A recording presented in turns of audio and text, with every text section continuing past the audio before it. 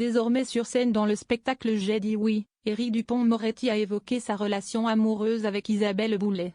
Une idylle qui a été compliquée lorsqu'il était ministre de la Justice en raison de son emploi du temps très chargé. En couple avec Isabelle Boulet depuis 2016, Éric Dupond-Moretti a dû faire de nombreux sacrifices durant leur relation lorsqu'il était garde des Sceaux, ministre de la Justice de 2020 à 2024. Invité sur le plateau de Quelle époque ? Face à Léa Salamé le 1er février 2025, il a évoqué la chanteuse qu'il surnomme affectueusement Mon amour mais aussi les nombreuses concessions qu'il a dû faire, bien malgré lui. Moi je voyais ma compagne tous les 15 jours, 3 semaines, elle habite au Québec. Je montais au Québec ou elle venait à Paris. Moi pendant que j'étais ministre, j'y suis allé une fois en voyage officiel avec Gabriel Attal. On était allé voir le gouvernement fédéral. Ce que je veux vous dire si est que même là, on n'a pas eu beaucoup de temps.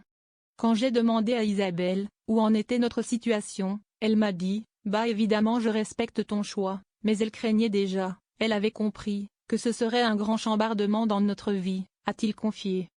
Et même en vacances, Éric Dupond-Moretti avait des impératifs. Il explique, vous savez quand on est ministre on ne peut pas quitter le pays.